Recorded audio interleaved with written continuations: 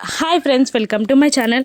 ఈరోజు వీడియో చాలా ఇంట్రెస్టింగ్గా ఉందండి. వీడియోని ఎక్కడ స్కిప్ చేయకుండా ఎండ్ వరకే చూసేయండి. భూమి గుళ్ళో జరిగిన పరిస్థితిని కృష్ణప్రసాద్కి వివరించగానే, అలా జరిగితే వాడు నిన్ను అపార్థం చేసుకుంటాడు కదమ్మా అని అంటూ ఉండగా, నా భయం కూడా అదే మామయ్య. కన్న వాళ్ళని వదిలిపెట్టి వెళ్ళిపోలేక, కాబోయే వాడితో 7 అడుగులు వెయ్యలేక సతమతమైపోతున్నాను. నా పరిస్థితి ఏ ఆడపిల్లకు కూడా రాకూడదు అని వెక్కి వెక్కి ఏడుస్తూ కృష్ణప్రసాద్ గుండెలపై వాలిపోగానే ఓదారుస్తూ ఉంటాడు కృష్ణప్రసాద్. ఇక మరోవైపు నక్షత్ర వాళ్ళ ఫ్రెండ్స్తో కాఫీ షాప్లో ఎంజాయ్ చేస్తూ ఉంటుంది. ఇదేంటే, మీ బావకి నీ లవ్ని ఎక్స్ప్రెస్ చేశావు, అతను రిజెక్ట్ చేశాడు. బార్లోనో మందు గ్లాస్ పట్టుకొని ఉంటావనుకుంటే నువ్వేంటి కాఫీ షాప్లో కాఫీ ఎంజాయ్ చేస్తున్నావు అని ఫ్రెండ్స్ అంటూ ఉండగా, అందరికన్నా నా స్టైలే వేరు. అయినా నేను చెప్పేది ఒకసారి వినండి. ఏదైనా ఫస్ట్ ప్రేమతో మొదలైతే ఆ బంధం స్ట్రాంగ్గా ఉండదు. అలా కాదు, నెగిటివిటీతో మొదలైన బంధం మళ్ళీ వాళ్ళిద్దరు కలిసిపోతే ఎవరు ఎన్ని చిచ్చులు పెట్టినా కూడా వాళ్ళు విడిపోరు. మీ ఫ్యామిలీస్లో కూడా ఇటువంటి సిచ్యువేషన్స్ ఒకటి ఎవరికో ఒకరికి వచ్చే ఉంటుంది. ఒక్కసారి ఆలోచించండి అని నక్షత్ర అంటూ ఉండగా, ఇక తన ఫ్రెండ్, అవును, మా నాన్న తన ఫ్రెండ్ చిన్నప్పుడు బాగా గొడవ పడేవాళ్ళట, ఇప్పుడు మంచి ఫ్రెండ్స్.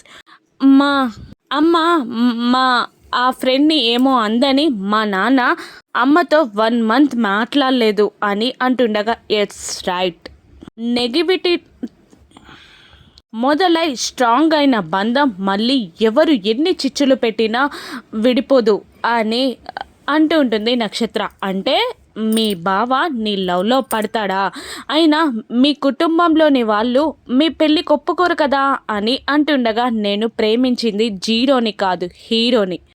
నాతో లవ్లో పడ్డాక మా పెళ్లి విషయం మా బావే చూసుకుంటారు అని గర్వంగా చెప్తూ, ఇంతకీ ఏం చేయబోతున్నావే అని అడుగుతున్న ఫ్రెండ్స్కి, రేపు నా బర్త్డే పార్టీకి మా బావ వచ్చి స్వయంగా కేక్ తినిపించేలా చేస్తాను అని అంటూ ఉంటుంది నక్షత్ర. అది ఇంపాసిబుల్ అని వాళ్ళ ఫ్రెండ్స్ అంటూ ఉండగా, నేను పాసిబుల్ చేసి చూపిస్తా అని అంటూ ఉంటుంది నక్షత్ర. ఇక గగన్ గుళ్ళో జరిగింది చెర్రీ మాటలని మళ్ళీ మళ్ళీ రివైండ్ చేసుకుంటూ సోఫాలో కూర్చుంటాడు. ఇక శారద జ్యూస్ పట్టుకొని వచ్చి అక్కడ కూర్చొని, జ్యూస్ తాగునానా అని అంటుండగా, వద్దమ్మా అని గగన్ అంటూ ఉంటాడు. ఏమైంది నాన్న?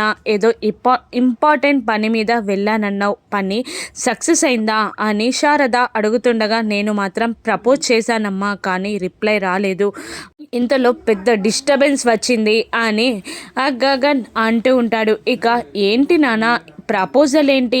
ఎవరికి ప్రపోజ్ చేశావు? అసలు డిస్టర్బెన్స్ ఏంటి అని అంటూ ఉండగా, ఒక్క నిమిషం తేరుకొని గగన్, అది అమ్మ బిజినెస్ ప్రపోజల్, కానీ అటువైపు నుండి ఈ రిప్లై రావాలి, ఈమెయిల్ పెట్టాను అని గగన్ అంటూ ఉండగా, ఇక ఏంటి నాన్న రిప్లై రాలేదా అని శారద అడుగుతుండగా, ఇంతలో ఒక వైరస్ వచ్చిందమ్మా అని గగన్ అంటూ ఉండగా, వైరస్ ఏంటి నానా అని అంటూ ఉండగా, అవునమ్మా, ఆఫీస్లో ల్యాప్టాప్స్ సరిగ్గా పనిచేయట్లేదు, సిస్టమ్ సరిగ్గా పనిచేయట్లేదు, వైరస్ వచ్చింది, ఆ వైరస్ని కాలమే నిర్ణయించాలి అని అంటుండగా, కాలమేంటి నానా అని శారద మాట్లాడుతుండగా, నీకు వినపడి శక్తి తగ్గినట్టుంది, కాలం కాదమ్మా కాలమని, ఆ తమిళియన్ టెక్నీషియన్ అవి రిపేర్ చేస్తారులే, వైరస్ తొలగిపోయేలా చేస్తారులే అని గగన్ మాట మారుస్తూ ఉండగా, నువ్వేమంటున్నావో నాకు అర్థం కావట్లేదు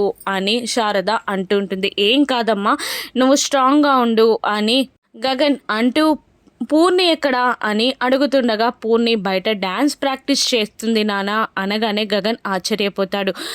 ఏంటి, పూర్ణి డ్యాన్స్ ప్రాక్టీస్ చేస్తుందా అని అడుగుతుండగా, అవును నాన్న, భూమి లేకపోయినా డ్యాన్స్ ప్రాక్టీస్ని అప్పుడప్పుడు మాత్రమే నెగ్లెక్ట్ చేస్తుంది, రోజు చేస్తుంది, భూమి ఉంటే ఇంకా బాగా చేసేది, మన ఇంటికి భూమిని తీసుకురావచ్చు కదా నాన్న అని శారద అడుగుతుండగా, నేను అదే ట్రై చేస్తున్నామమ్మా, ఎలాగైనా భూమిని తీసుకొస్తాను అని గగన్ శారదకి మాట ఇవ్వగానే, నేను స్నాక్స్ తీసుకొస్తాను నాన్న అని అంటూ శారద వెళ్ళిపోతుంది. ఇక అప్పుడే నక్షత్ర మెల్లిగా లోపలికి వచ్చి డ్యాన్స్ చేస్తున్న పూర్ణిని, అక్కడ హాల్లో కూర్చున్న గగన్ శారదాని చూసి మళ్ళీ కార్ దగ్గరికి వెళ్ళి ఒక బొమ్మ పాముని తీసుకొచ్చి వెనకాల నుండి పూర్ణి పైన విసురుతుంది. పూర్ణి పైన ఆ రబ్బర్ పాము పడేసరికి అన్నయ్య అమ్మ అని గట్టిగా అరుస్తూ ఉంటుంది పూర్ణి. ఇదే టైంలో నక్షత్ర వేరే డోర్ నుండి హాల్లోకి వెళ్ళి గగన్ ఫోన్ తీసుకొని ఏదో మెసేజ్ టైప్ చేస్తూ ఉంటుంది. ఏంటమ్మా